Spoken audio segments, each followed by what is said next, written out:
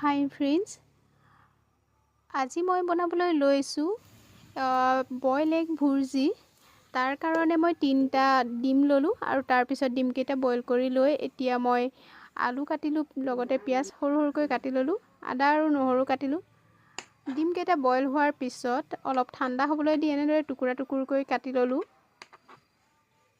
তাৰপিছত এখন কেৰাহীত মই তেল দিলোঁ আৰু তেলখিনি গৰম হ'বলৈ দি তাতে এতিয়া আলুখিনি ফ্ৰাই কৰি ল'ম।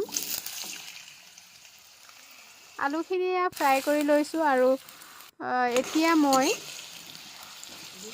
তাতে অকণমান নিমখ দি দিছোঁ আৰু আলুখিনি এনেদৰে ফ্ৰাই কৰি লোৱাৰ পিছত একেখন কেৰাহীতে আকৌ অকণমান মই তেল দিলোঁ আৰু তেলখিনি গৰম হ'বলৈ দি তাতে শুকান জলকীয়া 2টা, নহৰু আৰু আদাখিনি দি দিলোঁ। অকণমান ভাজি লৈ তাতে পিঁয়াজখিনিও দি দিছোঁ। এতিয়া মই গোটা জিৰা কেইটামান দিলোঁ আৰু লগতে হালধি, জিৰা গুড়ি আৰু ধনিয়া গুড়ি দিলোঁ আৰু গোটেইখিনি এনেদৰে মিক্স কৰি অকণমান সময় লৰাই থাকিলোঁ।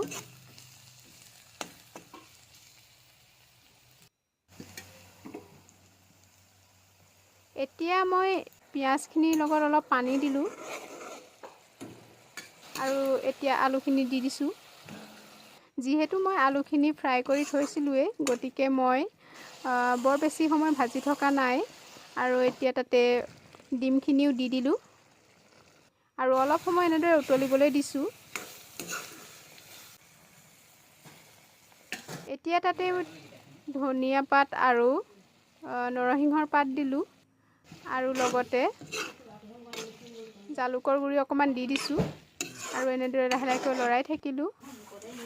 এয়া আমাৰ বইল এগ ভুৰ্জি ৰেডি হৈ গ'ল। আপোনালোকে ভিডিঅ'টি চাই কেনেকুৱা পালে জনাবলৈ নাপাহৰিব। ধন্যবাদ।